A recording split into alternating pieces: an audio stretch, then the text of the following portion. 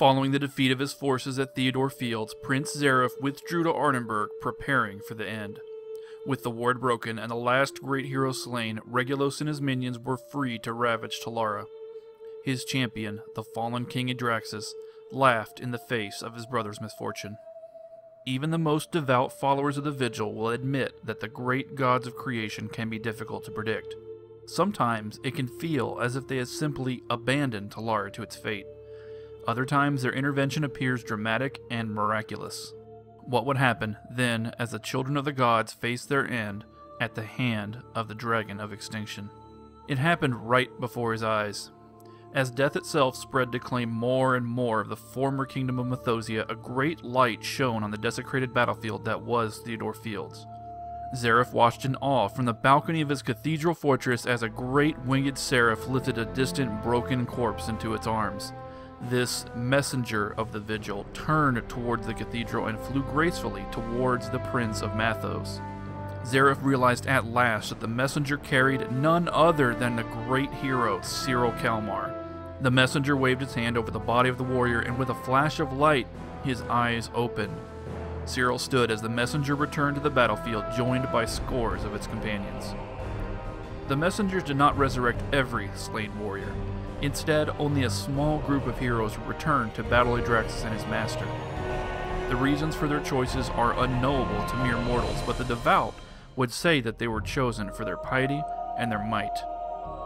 These hand-picked champions of the Vigil became the first ascended, the chosen ones destined to save Talara from the ravages of the plains. Adraxus was surprised by this development, but not at all concerned.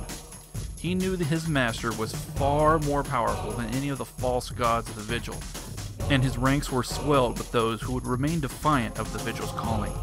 His Eth and Balmy conscripts, led by the mad scientist Orpheus, continued work on drawing the dread god through the Great Rift, now known as the Eye of Regulus. Adraxus also commanded the complete forces of the Endless Court and his own corrupted, enslaved, former Mathosian knights.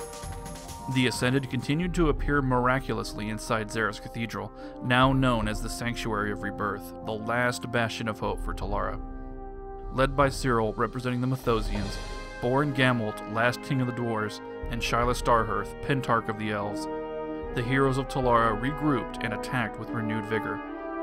Having known death, these guardians were of unshakable faith and dauntless courage. With moments to spare, their combined forces broke through the front lines and approached the Eye. The Ascended were joined by the third Mathos brother Carwin, who had been away from the front lines and escaped the initial slaughter. The Necromancer King, believing it to be his moment of triumph, called upon his god to help him take the last step and shed his mortal body. The corrupted, twisted soul of Adraxus emerged as the Shade of Regulus, an avatar of the dread god.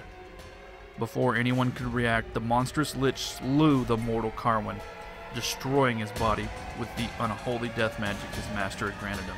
The Ascended responded with a desperate, furious attack to destroy the creature and end the Shade War. Adraxus fell, and his body was shattered by the hammer of the Vigil. Though the battle had been won, the war was far from over. The damage had been done, and with the ward destroyed, the plains began their assault, opening rifts simultaneously in every corner of Talara. Zareth and his forces retreated to his old citadel at Port Sion, where they might mount a last stand against the invading forces. Zareth allowed a repentant Orpheus to join his forces against the protests of Cyril and the other Ascended champions. In their mind, Orpheus' followers were heretics and traitors, incapable of honest remorse and undeserving of forgiveness. Zareth believed that all of the people of Talara must be united against the coming onslaught, regardless of past crimes or affiliations. Years passed, during which time more fortresses were built throughout the many kingdoms. Zareth worked tirelessly to build and reinforce alliances, despite the growing unease between the devout and the former traitors. Ultimately, Zareth did fall to betrayal, but it was not the Defiant who were responsible. Alsbeth, an Ascended Guardian and a powerful mage, tricked Cyril Calmar into leading the majority of his forces away from the capital, leaving Zareth inside with only a small guard. She disabled the city's remaining defenses and welcomed an assault of the Endless Court and invasions from the Plain of Death. Taken by surprise, Zareth sacrificed himself to seal the evil inside. His final fate remains unknown. Left without the leadership of the last heir of Clan Mathos, the alliance immediately crumbled, split along ideological lines. Cyril Calmar accused Orpheus and his followers of treachery, but without evidence could only banish them from his army. The Mathosians, dwarves, and elves withdrew to Sanctum, the holy city built by Born Gamel after the Shade War. This group was now finally solidified as the Guardians, the devout of the Vigil, led by Cyril, Borin, and Shalastar Hearth. Orpheus, his disciple Ashikatari, and the others who would be defiant of the Vigil's call, traveled to Meridian, a fortress city originally built by the Abyssal Cult. The traitor Elsbeth took her reward as the head of the Endless Court and the bride of Regulos. In the wake of Adraxis' failure, she would herald the final coming of the Dragon of Extinction and the doom of Talara. Thus ended the Age of Man, and the long and glorious reign of the Mathosian Empire perished in the flames of corruption and betrayal, its people scattered, its lands desecrated, and its legacy forever tainted.